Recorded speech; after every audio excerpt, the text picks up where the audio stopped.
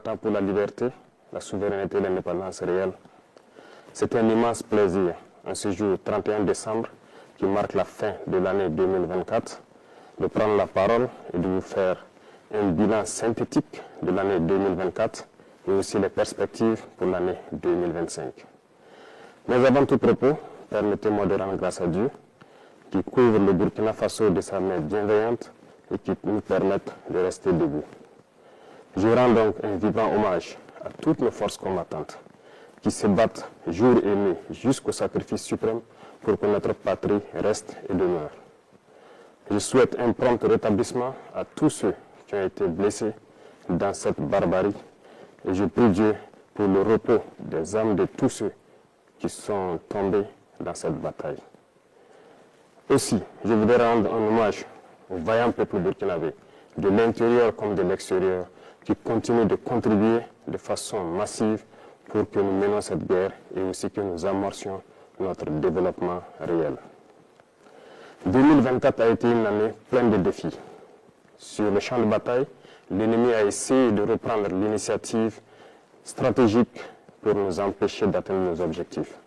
Mais grâce à nos vaillants et résilientes forces combattantes, nous avons pu maintenir le cap et toujours garder l'initiative. Aujourd'hui, plus que jamais, nous menons des offensives et nous partions où nous souhaitons mener les actions et nous traquons ces criminels jusqu'à leur dernier retranchement. Cela a été possible grâce à une dynamique enclenchée depuis 2023 et qui se poursuit toujours. Notamment, il s'agit de l'équipement de nos forces combattantes en moyens logistiques, en moyens de manœuvre et en moyens feu.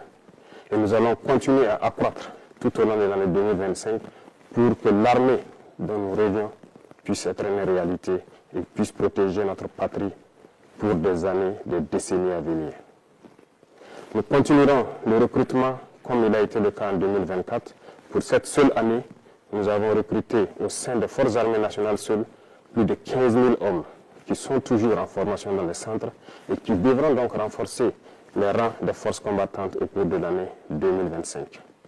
Nous poursuivrons également la formation de manière intensive en collaboration avec tous les amis de Burkina Faso pour que nous puissions avoir l'armée que nous souhaitons. Sur le volet du maillage du territoire, plusieurs unités ont vu le jour avec une armée qui est la brigade spéciale d'intervention rapide et nous continuerons de renforcer la capacité de toutes les armées pour faire face à la menace actuelle et les menaces à venir.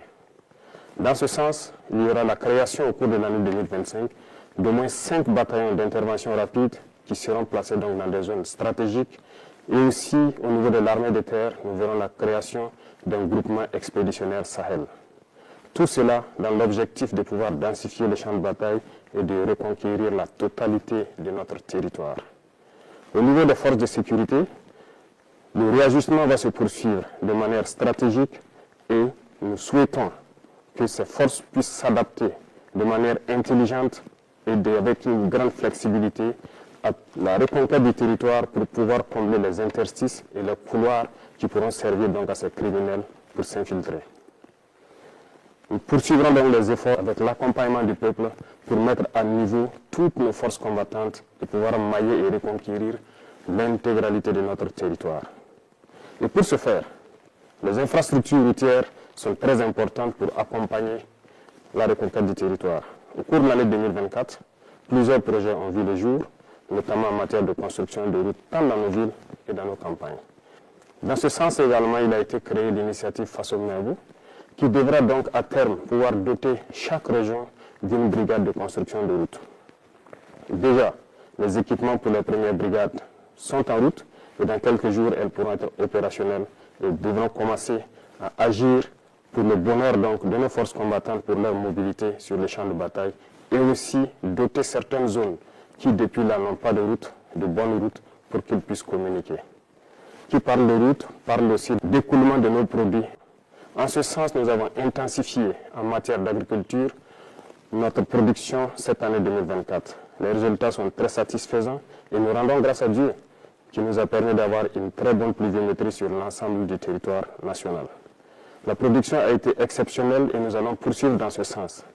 Plusieurs spéculations ont été introduites, des spéculations de rente, telles que le cacao, le café, l'avocat, le blé, bien d'autres, qui devront permettre de pouvoir stopper plus ou moins les importations au Burkina Faso et aussi de transformer ces matières et de revendre à l'extérieur pour faire entrer des devises dans notre pays.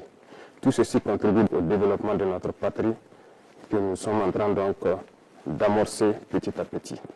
Sur le volet de l'élevage, plusieurs projets ont été menés au cours de l'année 2024, notamment donc le renouvellement du cheptel à travers donc plusieurs initiatives, mais également nous sommes en train de mettre en place un système pour l'alimentation du bétail et du poisson.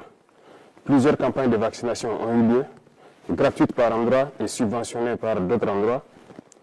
Nous poursuivrons nos efforts en faveur du monde paysan à travers donc les intrants et toute la mécanisation qui doit suivre pour les accompagner, produire et atteindre notre objectif qui est l'autosuffisance alimentaire et pourquoi ne pas exporter nos excédents. Dans ce sens, beaucoup d'industries verront le jour pour pouvoir transformer nos matières premières sur place. 2024 a été une année où nous avons pu inaugurer quelques usines dans ce sens, mais beaucoup d'autres usines sont à inaugurer en 2025. Certaines dont vous avez assisté à la pose de la première pierre, mais d'autres également dont la pose de la première pierre n'a pas fait l'objet de communication. Et nous continuerons dans ce sens pour pouvoir transformer nos matières premières sur place pour le bonheur des Burkinabés et exporter ce qui est transformé sur place.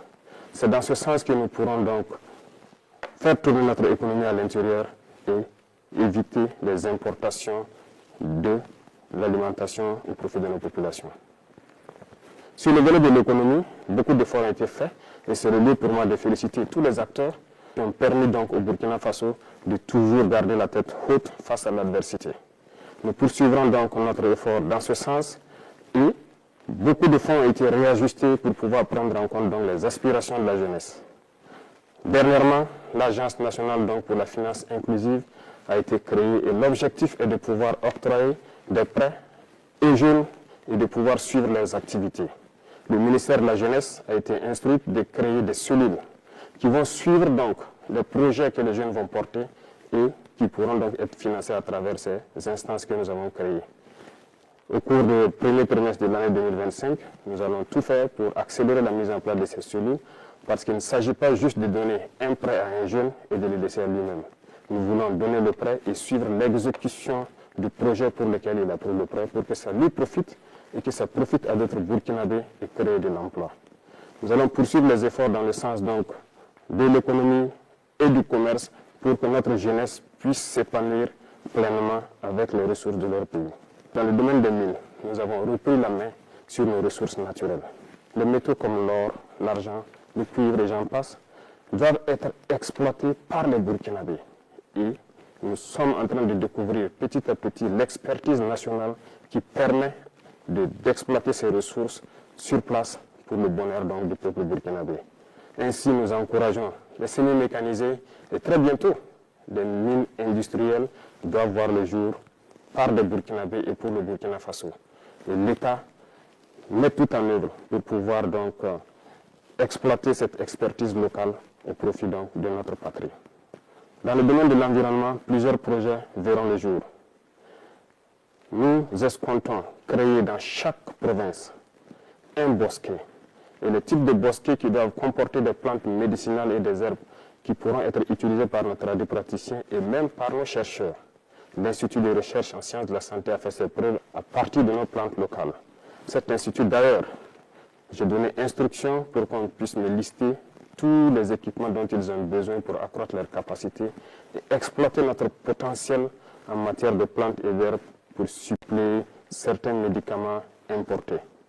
Nous allons poursuivre dans ce sens pour que nous puissions nous soigner nous-mêmes à travers nos plantes. Et donc le ministère de l'Environnement est en train de tout mettre en œuvre pour que ce projet donc voit le jour en 2025. D'autres projets d'envergure en matière de reverdissement, de plantation d'arbres à travers les institutions et toutes les structures qui pourront donc être désignées verront le jour pour que nous puissions reverdir notre environnement, prendre soin de notre environnement et que ça profite pleinement au Burkinabé. Ceci va augmenter donc le plateau en matière de santé. Nous sommes en train de faire beaucoup d'efforts pour que le plateau technique des différents centres de santé et des hôpitaux puisse se rehausser.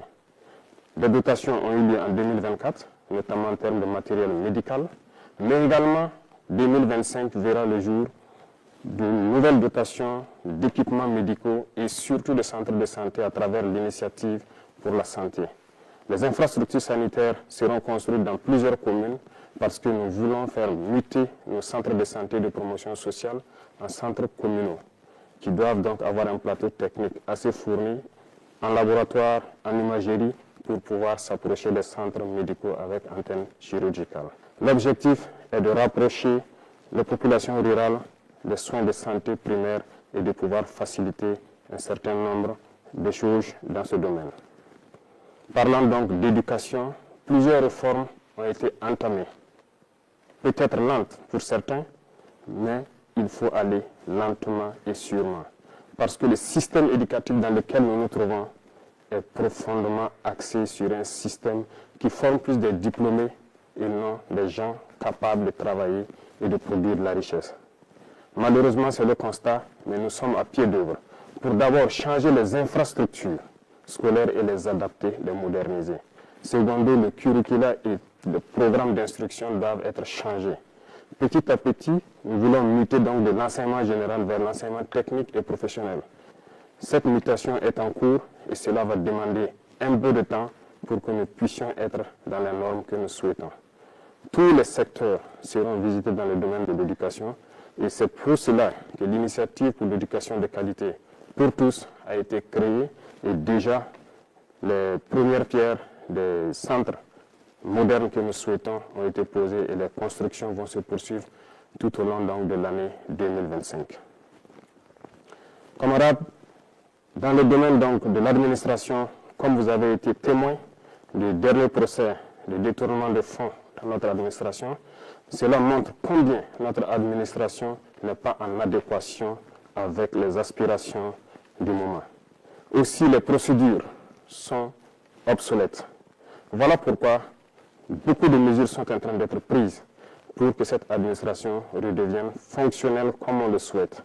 La CRD a été mise en place dans ce sens et nous travaillerons à ce que dans le mois de janvier, elle soit opérationnelle et que les citoyens puissent dénoncer des cas de dérive et de manquement, de dysfonctionnement dans notre administration. Nous poursuivrons dans cette logique pour pouvoir redresser, mais aussi inviter la digitalisation dans l'administration pour pouvoir lutter efficacement contre la corruption. Parce que tant que les procédures ne seront pas dématérialisées, les délais de traitement des dossiers seront toujours longs et la corruption va s'inviter. La fonction publique est donc instruite de changer le rythme pour pouvoir intégrer un certain nombre d'emplois pour que certaines personnes qui étaient sous contrat au sein de l'administration puissent être intégrées de manière efficace et avoir un plan de carrière. Nous poursuivrons beaucoup de réformes dans ce domaine jusqu'à ce que notre administration soit celle que le peuple souhaite. Dans le domaine de la justice, beaucoup de réformes ont déjà eu lieu et nous poursuivrons en 2025. Les tribunaux coutumiers devront voir le jour et dans ces tribunaux coutumiers, des auditeurs de justice d'un nouveau type seront donc recrutés pour animer ces tribunaux coutumiers. Cela pour prendre en compte nos valeurs endogènes de règlement des conflits, pour avoir une justice réparatrice et non une justice uniquement punitive. Dans ce sens, en prenant en compte nos valeurs endogènes et en impliquant nos leaders coutumiers et religieux sur les valeurs qui sont les nôtres, nous pourrons transformer notre justice, la rapprocher du justiciable. Ces réformes vont se poursuivre tout au long de l'année 2025 et nous comptons pouvoir atteindre notre objectif avant la fin de l'année. Dans le domaine de l'administration territoriale, comme annoncé par le Premier ministre lors de son discours de politique générale, un redécoupage du territoire s'impose, en tenant compte d'un certain nombre d'aspects, superficie certes, mais surtout stratégiques et économiques. Cela sera proposé en 2025. La décentralisation, qui est aujourd'hui une très bonne chose dans le fond, mais dans la mise en œuvre se retrouve en souffrance. Une étude a été diligentée actuellement au niveau de l'ensemble BF et de CAPES. L'étude dont les résultats sont attendus dans ces jours-ci doit nous permettre de faire un diagnostic profond du processus de décentralisation. Dans ce sens, un certain nombre de fonds ont été donc suspendus en attendant ces études pour pouvoir réarticuler et donner de nouvelles missions aux autorités donc des collectivités territoriales. Dans le domaine de l'urbanisation, au cours de l'année 2025, après une étude effectuée en 2024, il sera proposé à la population burkinabé des choix pour pouvoir redessiner nos villes. Lorsque ces choix seront présentés, nous espérons avoir une issue qui nous permettra de redéfinir nos villes et de pouvoir faire une urbanisation qui réponde aux normes actuelles. Cette dynamique va se poursuivre en 2025 et l'initiative Faso Mebo également participera à cette dynamique d'urbanisation. Dans le domaine du sport, c'est le lieu pour moi de féliciter toute la jeunesse sportive parce que 2024 a été une année sportive. Plusieurs athlètes sont donc revenus au Burkina Faso avec des médailles et ont porté haut le drapeau du Burkina Faso. Je les félicite et je les encourage à continuer dans cette dynamique pour que 2025, nous ayons encore plus de médailles et que le drapeau du Burkina Faso continue de flotter partout dans le monde. Il contribue à faire rayonner l'image du Burkina Faso à l'extérieur. Dans le domaine donc de la diplomatie, il y a cet accompagnement du milieu des sports qui est déjà là, mais nos diplomates sont donc à pied d'œuvre de toute l'année 2023 et 2024 dans une diplomatie agressive. Nous poursuivrons dans ce sens en 2025 pour que l'image du Burkina Faso qui rayonne à travers le monde puisse continuer de croître. Et à travers cela, nous sommes dans une confédération de l'Alliance des États du Sahel. Plusieurs actions sont en cours actuellement pour pouvoir structurer cette alliance et l'asseoir. Parce que c'est le début d'une union dans la souveraineté, dans la liberté totale, pour que l'Afrique puisse prendre un exemple sur cette alliance et pouvoir rayonner. L'alliance n'est pas uniquement que pour les 3 pays, l'alliance appartient à tous les Africains désireux de souveraineté, d'indépendance et de liberté totale. Nous poursuivrons notre démarche pour qu'elle soit une union forte dans tous les domaines cités, que ce soit de la diplomatie, de la défense et de la sécurité et surtout du développement. Notre diplomatie rayonne et nous poursuivrons notre démarche pour qu'elle puisse encore être forte et les représentations du Burkina Faso à l'extérieur puissent prendre en compte notre diaspora et aussi prendre en compte tous les amis du Burkina Faso qui souhaitent visiter le Burkina Faso, participer au développement du Burkina Faso. C'est dans ce sens que nous serons un exemple de souveraineté, un exemple de dignité et une fierté à travers l'Afrique et à travers tout le monde entier. L'Institut des peuples noirs devra être un tremplin pour pouvoir attirer au Burkina Faso tous les Noirs du monde entier pour pouvoir se ressourcer, revoir les cultures et pouvoir apprendre de nos cultures, les moderniser pour faire développer notre patrie. Un bâtiment sera érigé donc au niveau du musée pour prendre en compte un certain nombre de choses de notre culture pour que l'Institut puisse se baser sur ces valeurs-là et enseigner au monde entier ce que c'est que le peuple noir, ce que c'est que l'Afrique. Je souhaite que 2025 soit une année donc de parfaite santé, de succès, de prospérité, de victoire pour notre peuple. La patrie ou la mort, nous vaincrons.